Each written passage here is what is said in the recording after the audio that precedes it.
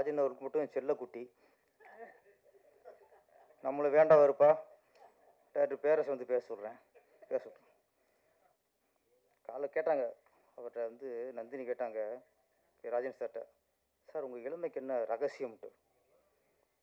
எனக்கு அப்போ தெரில, இப்போ தெரிஞ்சிச்சு. ஃபஸ்ட்டு சேலட்டு வந்தாங்களாம், அழகிய தமிழ் மகளாம்,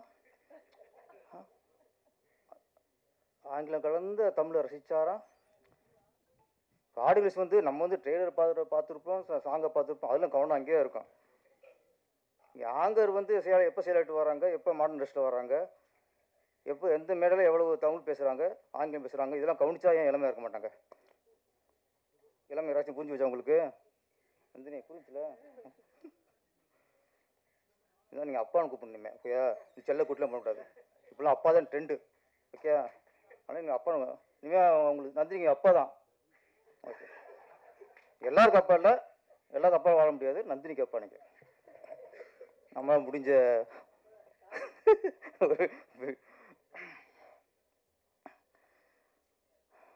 நல்லா இளையராஜா சாங்கை வந்து, இசைஞானி இளையராஜா சாங் வந்து கேட்குற சந்தோஷமாக இருக்கும், அதை நம்ம பாடுறது சந்தோஷமாக இருக்கும். வீட்லேயும் சரி, காரில் போகும்போது சரி, அவர் பாட்டை பாடினாலே அவ்வளோ சந்தோஷம் இருக்கும். இப்போ அவர் பாட்டை பாடுறதுக்கு அவ்வளோ பயமாக இருக்குது. இப்போ பாவம் நிஜாம் வந்து கலங்கி போயிட்டார். அதில் நீங்கள் லைவில் போகுது அப்படின்ட்டு நீங்கள் பதறீங்க. காப்பி ரைட்ஸ் வந்து இன்றைக்கி இந்த அளவுக்கு பதட்டத்தை உண்டாக்கியிருக்கு. அது கொஞ்சம் சில இடங்களில் கொஞ்சம் குறைச்சிக்கணும். இந்த மாதிரி மேடையில் பாடுறதுக்கெலாம், அதுவும் இளையராஜா சார் பாட்டை பாடுறதுக்கெலாம் பயப்படக்கூடாது. அது வந்து நமக்கு பாட்டை பாட நமக்கு ஆத்ம திருப்தி இருக்கும், சந்தோஷம் இருக்கும். எங்களுக்கு தான் பாட்டு போடுறீங்க, கேட்க மட்டுமா பாட்டு போடுறீங்க? நாங்கள் பாட வேணாமா? அதை நாங்கள் பாடணும்ல. நாங்கள் என்ன சொல்லுங்கள், இந்த பாட்டை யாருமே முன்னே கேளுங்க, யாரும் என் பாட்டை திருப்பி பாடான்னு சொல்லுங்கள். இதை படத்தில் பயன்படுத்துறது, பெரிய ஸ்டார் ஹோட்டலில் இந்த பாட்டை போட்டு ஆடுவாங்க, அங்கெல்லாம் நீங்கள் வாங்கிக்கலாம். அங்கே யாரும் இங்கே வர, இது வெளில என்ன சம்பாதிக்க போகிறார் அவர் நிஜாம்? அவர் திறமையை வெளிக்காட்டுறதுக்கு இளையராஜா அவர் பயன்படுறாங்க. அது பெரிய ஒரு பாக்கியம். இது இந்த பதட்டம் இருக்கக்கூடாது. ஆரம்ப காலத்தில் எல்லா மிஸ்டேட்டருமே கிராமிய பாடல்கள், கும்மி பாடல்கள், இதுலேருந்து எடுத்து அதை ஹிட் ஆகிட்டு அப்புறம் தான் பெருசாக வந்திருக்கோம். அதில் இசைஞானி அவர்கள் இந்த மாதிரி எனக்கு முன்னாடியே கொஞ்சம் மனசு கஷ்டமாக போச்சு.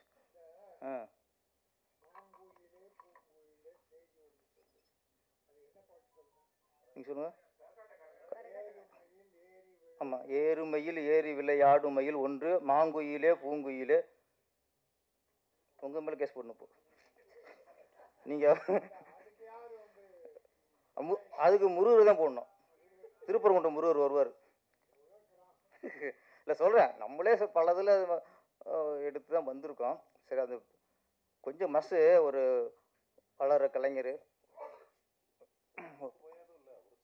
இல்லை சார், எல்லாருக்கும் தான். அவங்களுக்கு அது ஒரு பயம்.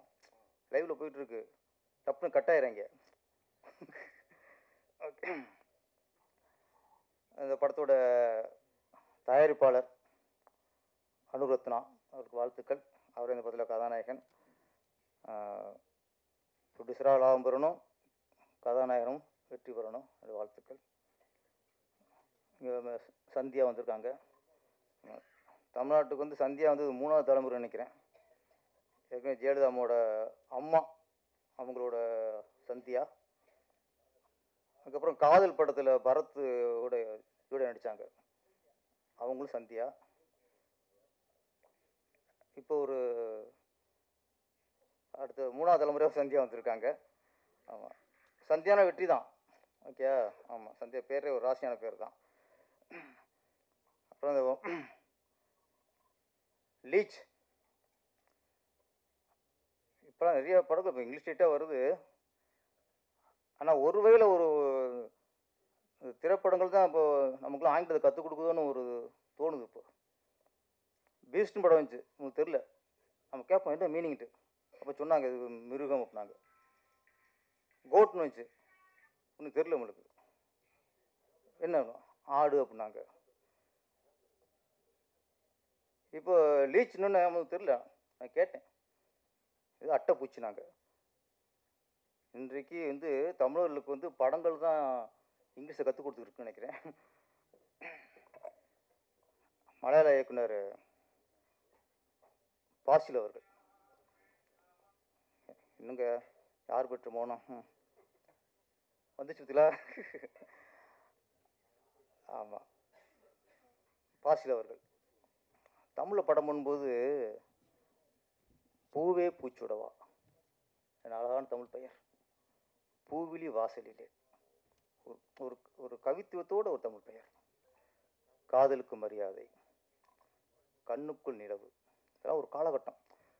மலையாள இயக்குனராக இருந்தால் கூட தமிழ் வைக்கும்போது அவ்வளோ அழகான தமிழ் பேர் வைப்பாங்க. இன்னைக்கு எல்லாமே ஆங்கிலமாக போயிடுச்சு. அடுத்து குட் பேட் அக்லின்னு வருது. அஜித் சார் ரொம்ப பெருமையாக நினச்சான். வீரம், விவேகம், விசுவாசம், விடாமுயற்சி, நல்லா தமிழ் பேர் வச்சுட்டே இருந்தார். சரி, அவரும் குட் பேட் அக்லின்னு வச்சுட்டாரு. திரும்ப தமிழ் பேர் எல்லாருமே பெரியவர்களாம் கொஞ்சம் தமிழ் பேர் வச்சா தான் நல்லது. நம்ம இங்கே வந்து சும்மா மும்மொழி இருமொழிங்கிறோம். அது திரையுலகம் கடைப்பிடிக்கணும்ல. ஸ்கூலில் மட்டும்தானா மொழி? இங்கேயும் தமிழ் திரையுலகம்னா தமிழ் படங்கள்னா அதுலேயும் தமிழ் கொஞ்சம் பார்த்துக்கணும்.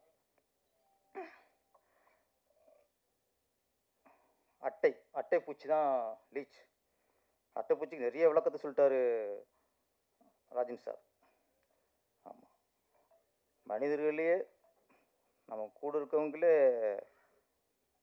நம்மளை உறிஞ்சிடுவாங்க.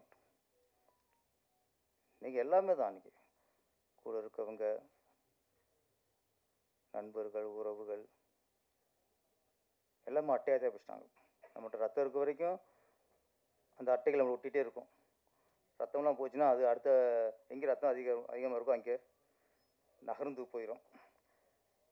இந்த படத்தில் ஒரு பாடல், இசை சூப்பர் சார். ரொம்ப மிஸ்டர் கிரண் ஜோஸ் 3 பாடங்களும் சூப்பர்.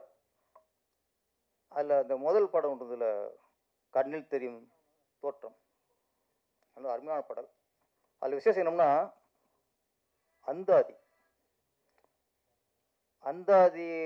அந்தாதியில் பாடல் வந்து ரொம்ப வருஷமாச்சு. தமிழ் ரொம்ப அபூர்வம். ஒரு சில பாடல் வந்துருக்கு.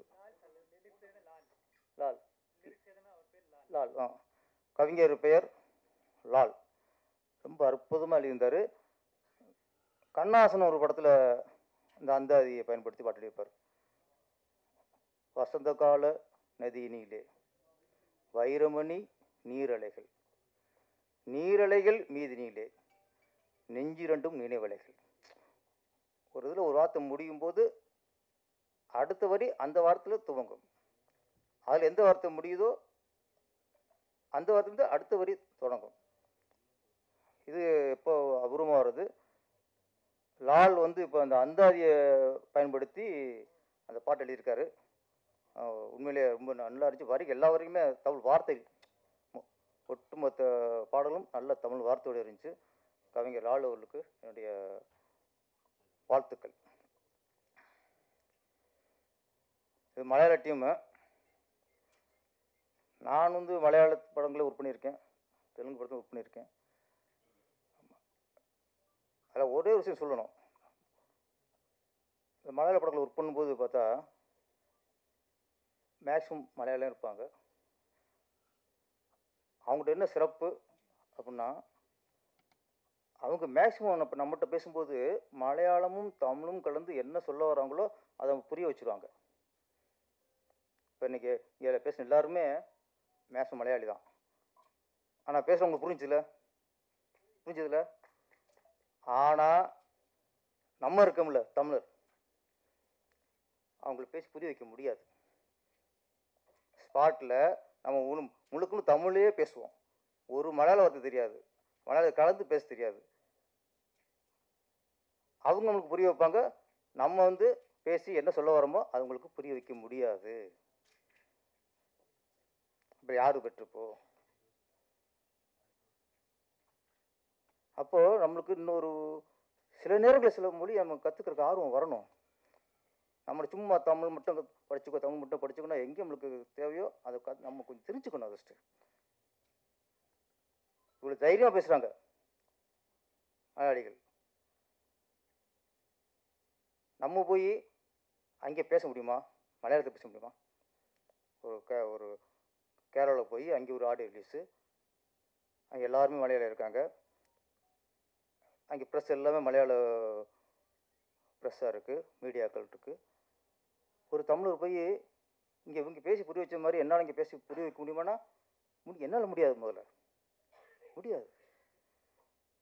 நமக்கு இப்படியே பிளட் இப்படி ஆகிப்போச்சு. நம்ம மொழி நம்ம மட்டும் அதுன்னு ஆகிப்போச்சு. சில நேரங்களில் அதையும் கொஞ்சம் கற்றுக்கணும். அப்புறம் சில இன்னொன்று இருக்குது இவங்களை பற்றி. மலையாள படம்னா ப்ரொடியூசர் மலையாளி, இயக்குனர் மலையாளின்னா அதில் அப்புறம் எல்லாமே எடிட் எல்லாருமே அவங்க மலையாளியே தான் அவங்க வச்சுக்குவாங்க. அதில் ஒரு தமிழ் டெக்னீஷியனோ வேற மொழி டெக்னீஷியனோ உள்ளே பூந்துறது சாதாரண விஷயம் இல்லை. அப்படி பார்க்கும்போது நம்ம டேஞ்சர் மணி உங்களுக்கு வாழ்த்துக்கள். ஒரு தமிழ் டெக்னீஷியன் இது ஒர்க் பண்ணியிருக்காரு. ஏன்னா அவங்க என்னென்னா ஒரு யூனிட் அவங்களுக்கு. ஆனால் இந்த ஒரு விஷயத்தில் அவங்க தமிழராக நம்ம பெருமைப்படணும். நம்ம ஒரு தமிழ் ப்ரொடியூசர், தமிழ் இயக்குனர் அப்படின்னா கூட எடிட்ரு, கேமராமேன் எல்லாருமே தமிழராக தான் இருக்கணும்னு ஒருத்தர் நினைக்க மாட்டான் சார். அங்கே திறமை. எடிட்ரு மலையாளியாக இருப்பார், கேமராமேன் தெலுங்கராக இருப்பார். ஒன்றே சரி, இப்போ இவங்க இங்கே நம்ம எல்லாருமே நினைக்கிறோம், இவங்க யார் வீட்டும் நினைக்க மாட்டோம், சகோதரர்கள் தான் நம்மளுக்கு. சினிமாவுக்கு மொழி ஒரு பிரச்சனையே இல்லை. தெலுங்கா மலையாளமா மொழி பிரச்சனை, அங்கே திறமை தான் முக்கியம். தமிழ் மண்ணில் இது ஒரு ஒரு ஒரு நல்ல விஷயம். தமிழர்களுக்கு எல்லாத்தையும் அரவணைப்போம். அப்புறம் சார் சொல்கிறாரு, இன்னைக்கு சிவாஜி வீடு சொன்னார், அது கொஞ்சம் வருஷம் ஆச்சு. ஒரு சின்ன பயம்.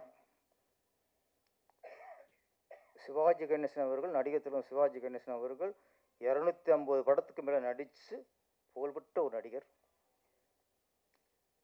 ஒரு பேரை ஒரே படம் எடுத்திருக்காரு. தாத்தா 250 படம் நடித்து சம்பாதிச்சிருக்காரு. பேரை ஒரே படம் எடுத்திருக்காரு. அந்த ஒரு படத்து கடனுக்காக அந்த வீடே இன்னைக்கு கோர்ட்டு ஜப்தி நோட்டீஸ் அனுப்பியிருக்குன்னா பயம் இருக்குமா இருக்காதா? வேற உசாராங்க, வேற சுற்றி இருக்குனாங்க, அது வேற விஷயம். 250 படம் நடித்த ஒரு நடிகர் வீடு பேரன் ஒரு படம் எடுத்ததில் இன்னைக்கு ஜப்தி ஆகுது, கோர்ட்டு நோட்டீஸ் அனுப்புதுன்னா தமிழ் திரையுலகம் எங்கே இருக்கு? இப்போ எந்த நிலைமையில இருக்கு? ஒரு படம் எடுத்தா ஒட்டுமொத்த சொத்தும் ஒரு ஆள் போயிருமா? அதுவும் புகழ்பெற்ற ஒருத்தர் சொத்து போயிருமா? இது யார் யோசிக்கணும்? இது தமிழ் திரையுலகுக்கு கிடைச்ச பேரிடி.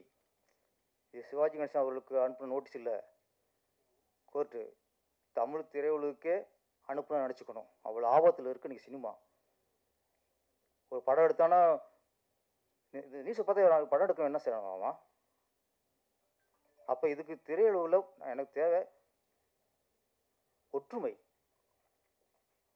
தமிழ் திரையை எப்படி காப்பாற்றணும் அப்படி ராஜேஷ் சார் மட்டும் மைக்கில் பேசிட்டே பத்தாது.